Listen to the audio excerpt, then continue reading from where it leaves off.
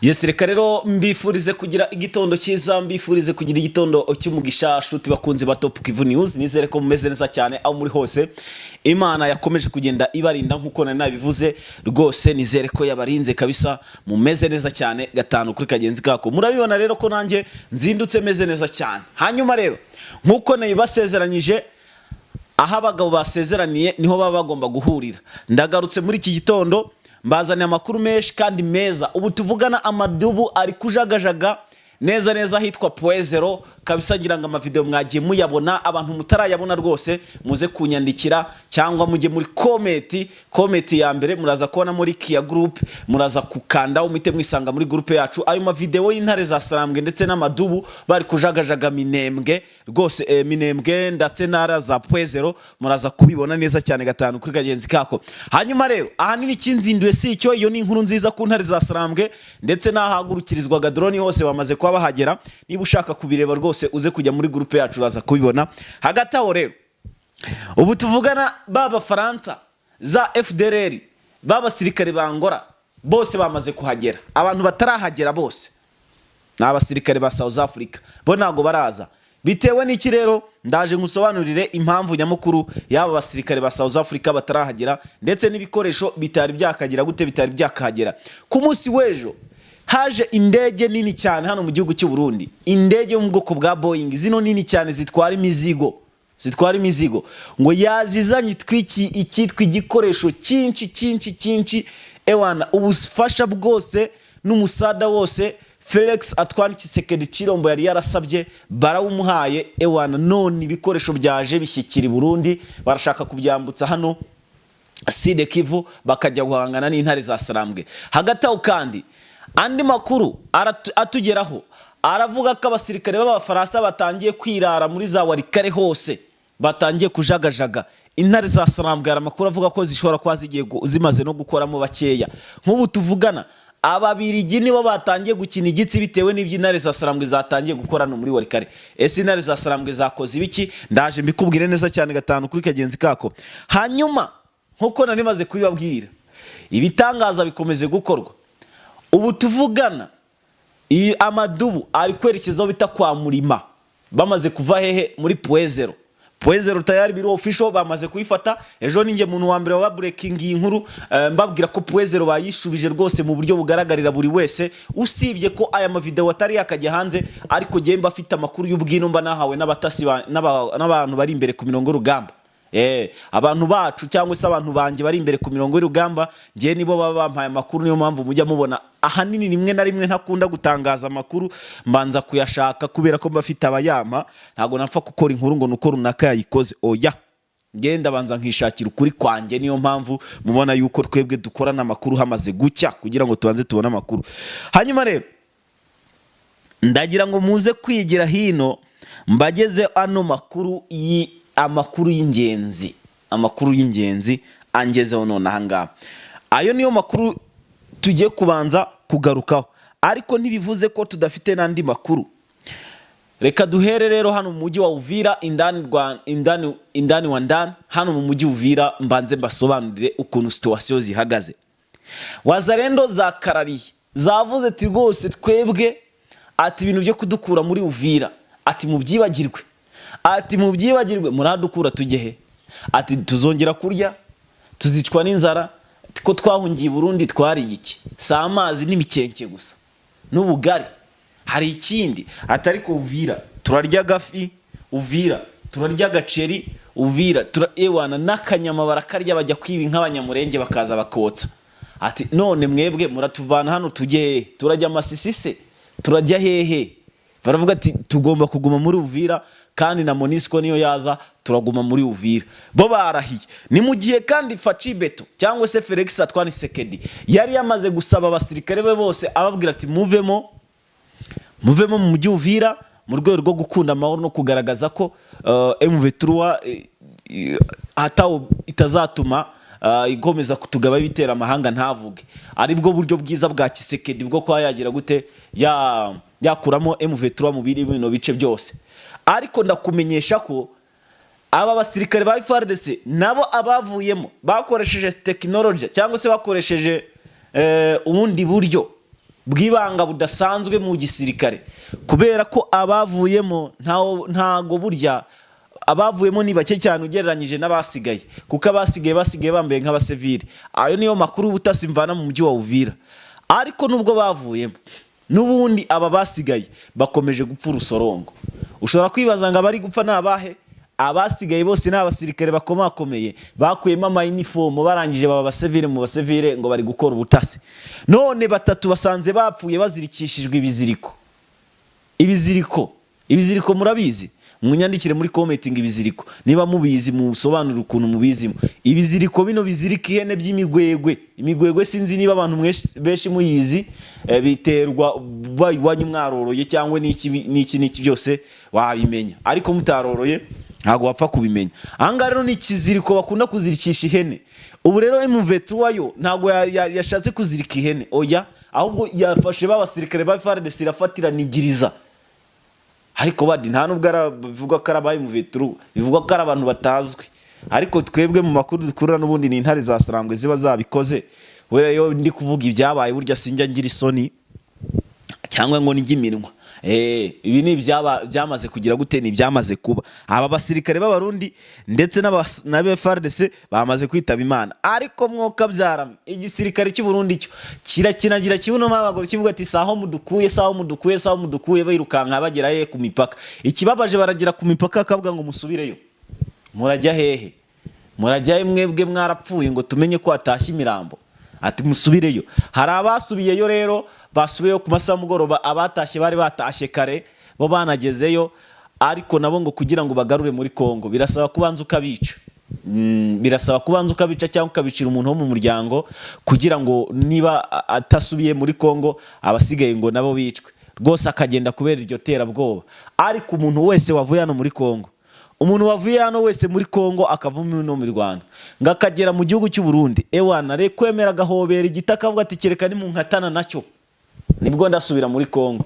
Ati byo ntabonye sindabibona, byo ntarubona sinzanabibona, ati cyo nabonye cyo kirahagije rwose ntago nasubirayo. Kandi koko wabireba ukabona nibyo. Abasirikare b'abarundi bamaze gupfa ari benshi, kandi inshuti zabo zarapfuye, abavandimwe barapfuye. Urabona babajyana mu ntambara muri Kongo bakiri nabatoya, barahahamutse, imitima yabo babaye ibikange, barikanga, babaye nka bunyoni muri gereza. Niwe ngo yumva umuntu asunitse akatajya munsi y'uburira avuga ngo ubu baje kunyica, bamugize umusazi bitewe na toca n'ibintu by'ibishinge bamuteye yara mu gihugu cy'u Burundi.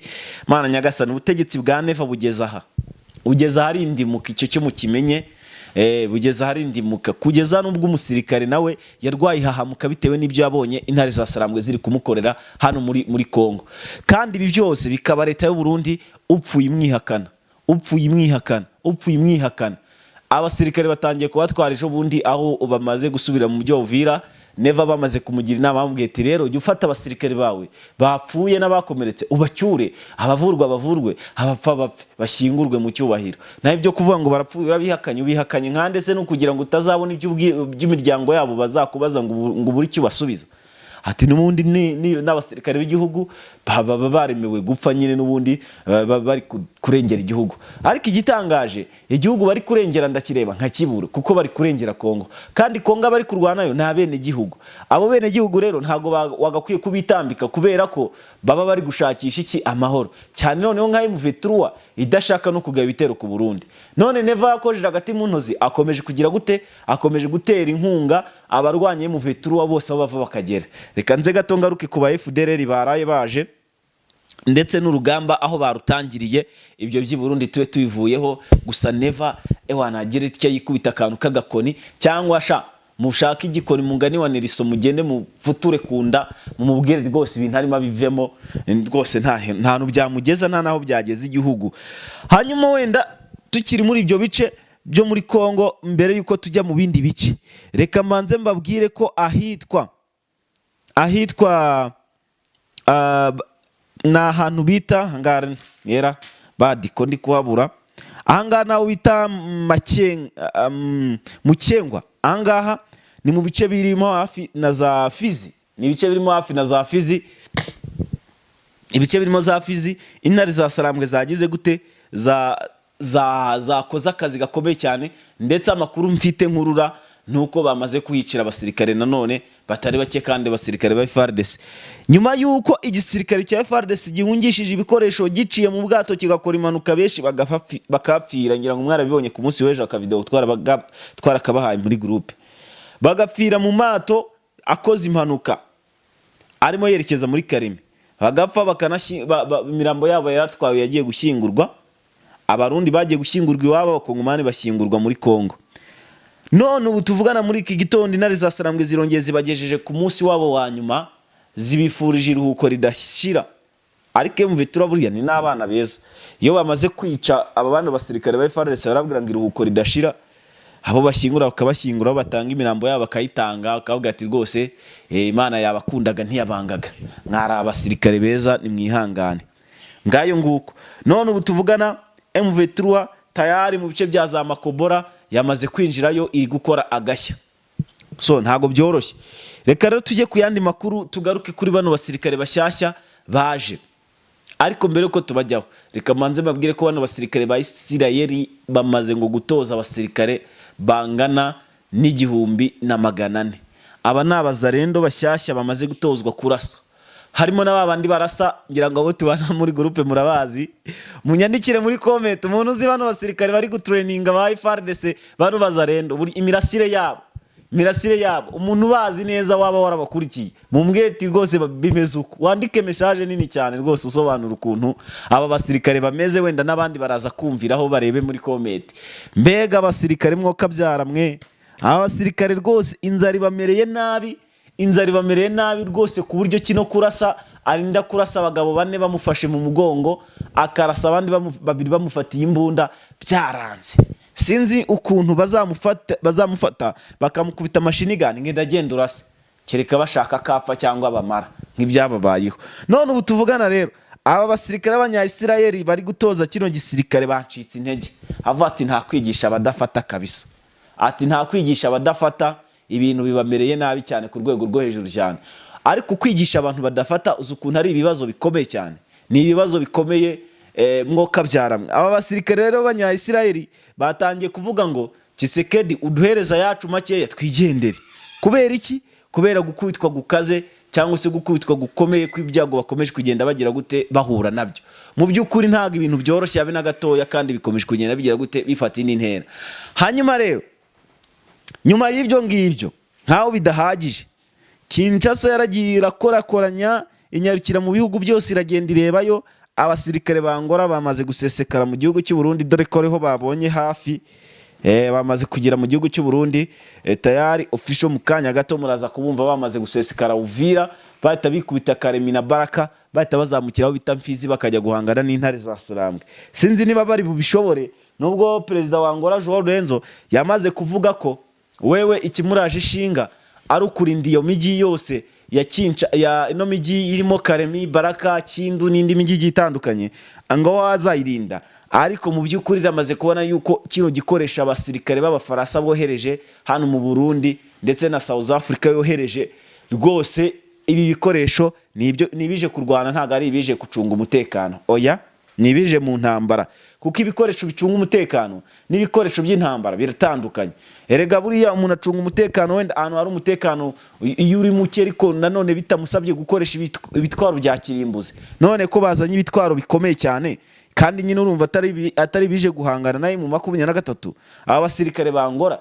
None nkaho bidahagije, abasirikare ba Angola bo sibo bonyine gusa, South Africa ntirohereza n'abasirikare b'Abafaransa igika cya kabiri baruhukiye mu gihugu cy'u Burundi. Bivuze ngo bamwe bagiye kurwanira Kivu ya ruguru, abandi baje kurwanira Kivu y'amajyepfo, kuko abasirikare b'Abafaransa benshi baruhukiye Kinshasa. Bamaze kuruhukira Kinshasa baraza bagera hano za Gisangani, amafoto twarayabahaye. Bamaze kugira Gisangani batabicoka aho witwa Warikare, basigaje gukorana n'Ababiligi na FDL na Wazarendo kugira ngo batake za Masisi na za Rucuro n'andi agiye atandukanye kugera za Goma. Noneho aba bandi baje harimo Abanyangora, harimo abasirikare b'Abafaransa n'igice kimwe cy'aba FDL baturutse muri Zambia, ngira ngo naraye mbibabwiye nkuko nababwiye uti ndaza no kubigarukaho mu gatondo. Bakaba nabo baje Sud Kivu, bakaba baje ngo batake bazamuke za Kamanyora, bakomeze paka za Bukavu, baze bape za Nyabibwe, baze hano za Kavumu, baze za Katana, baze za Karehe, baze hehe bapaka bahurire Goma bose. Hanyuma bahite batangiza gahunda yabo kuko n'abasirikare bari mu kibira bose bamaze kuza. Ahangaha rero M23 igiye guhangana na coalition, ariko reka mbabwize ukuri, nkurikije amakuru nakiriye muri iki gitondo, mwari muzi neza ko hongeye kuraswa andi mato mashyashya. Hongeye kuraswa andi mato mashyashya mu kanya gato ku isaha 11:42 nibwo bibaye. Niyo mpamvu jewe nababwiye ngo ngira amakuru y'ubwino kandi amakuru menshi cyane, kuko nk'ubu bwato burashwe none ahangaha ntago burashwe na M23. Ntago burashwe na M23, ahubwo biravugwa ko ari igisirikare cy'u Burundi gishwanye n'igisirikare cya Tanzania bakahita baburasa direct. Ubundi igisirikare cya Tanzania n'igisirikare cy'u Burundi nubwo bavuga ko ari ibisirikare bitabarirana bigenda gute, ari ibihugu bifitanye ibihango sinzi ukuntu, ariko reka mabwiza ukuri ntago binumvikana. Hagati aho rero aba bose baje, Afande Makenga avuze ati rwose twe turiteguye, nimushaka muzani sinijuru, ati kugira ngo mudukure mu bice twafashe bizasaba ko muba mwatwishe twese twashije nta numwe usigaye, kubera ko niho hasigara umwe aziyubaka kandi nanone azabarwanya kandi azagera Kinshasa agere ku mugambi twiyemeje.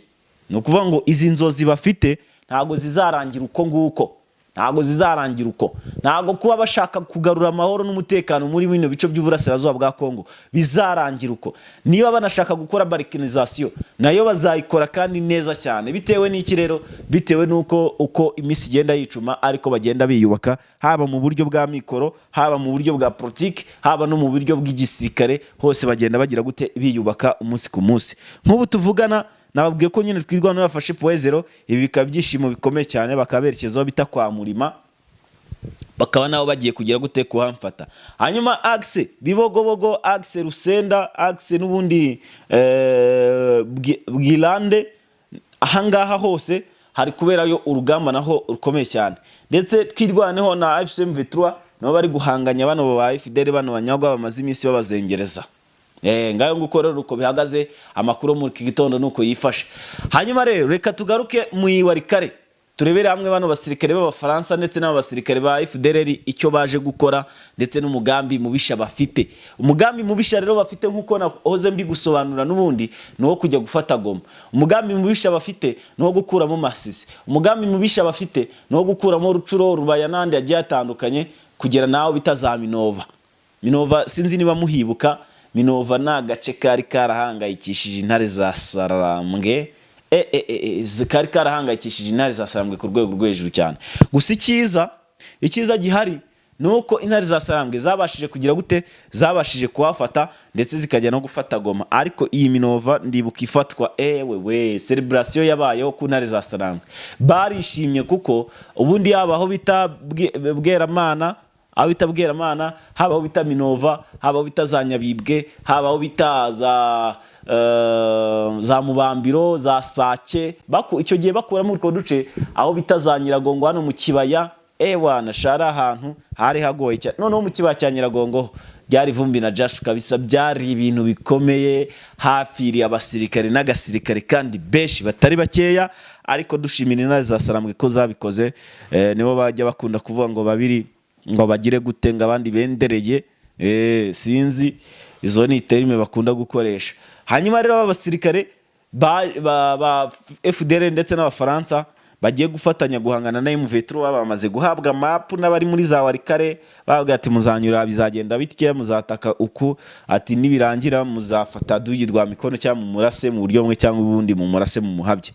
Ariko ndakubwiza ukuri ko ari ibintu bitazaborohera habe na gatoya, ni ibintu bitazaborohera habe na gatoya, kandi ndabizinza cyane bizabagora. Hanyuma reka twerekeze Kinshasa. Nyakwa Perezida Felix Antoine Tshisekedi Chilombo, umukuru w'igihugu cya Repubulika Iharanira Demokarasi ya Kongo, yasabye nanone Perezida Joao Lorenzo ibikoresho bya gisirikare ndetse n'abasirikare batari munsi 3,000.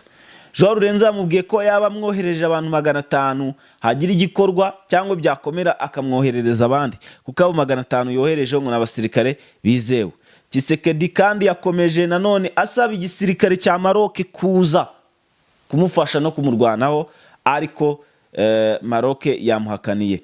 Nkaho nanone bidahagije, yerekeje mu Misiri, aravuga ati nk'igihugu tuzi gifite igisirikare cya mbere ku isi, ati kandi mukamufite ubutunzi bw'ibikomoka kuri peteroli, nta kuntu mwandwanaho iyo peteroli nkayibona, iyo urumva nibikomoka kuri peteroli byose, niyo mvuze ngo peteroli, urumva harimo igitoro, harimo ibintu byinshi cyane bigiye bitandukanye bikomoka muri peteroli, ngira ngo abeshi murabizi. Ahangaha rero akaba yasabye iki gihugu yuko gishobora kuba cyamuha abasirikare n'ibikoresho, ariko kiramuhakanira ticyabikoze, dushobora kugusupurayinga ibikoresho, ariko ibyo kuvuga ngo tuguhe abasirikare byo byibagirwe, izo ni inzozi zidasohora. Uyu mugabo rero Felix Antoine Tshisekedi yahise anatahuka rwose, ntabwo yigeze atindayo cyane, kazi kafite abanzi bahagije rwose kandi mu bihugu byinshi. Ubwo rero ndacyari gukurikirana amakuru akantu ku kandi ndaza kuyababwira. Hanyuma kandi Fizi twirwaneho munabibabwiye, ubu tuvugana yakoze ibindi bitangaza bikomeye cyane, yakoze ibindi bitangaza bisa naho ari uguhashya cyane cyane coalition, ariko nanone biravuga ko yitwa Nyangezi hano ni hafi n'umujyi wa Bukavu. Hari ibyaraye bihabereye bidasanzwe, ko abaturage babiri bambuwe, barangije bagira gute, baranahohoterwa n'igisirikare cy'u Burundi, aho bafatiwe mu gico. Abangaba rero baramama bitahira n'abana babo. So nguko munyemerere rero ibingibi twirwana mbabwire ko yabisoje, yamaze kubihagarika iryo yica rubozo cyangwa se urwo rugomo rwari rutejwe n'abo basirikare ba Wazalendo. Hanyuma rero kambifurize kugira igitondo cyiza, hanako mbifuriza kugira umunsi mwiza cyane. Hano ni kuri Top Kivu News, nitwa Pacifique, nimero yanjye ni 07 946 684 iyo nimero ushobora kuyifashisha unyandikira mu gihe wabonye kuri link byanze kunyuriraho, ukanyandikira ukambwira ati shyira ku rubuga rwose, nkahita nkushyiraho, ariko ushobora no kumpa igitekerezo cyane ndibifasha. Ndabashimiye rero, Imana ikomeze ibiteho, mugire umunsi mwiza n'akazi keza, ndabakunda cyane, bye bye.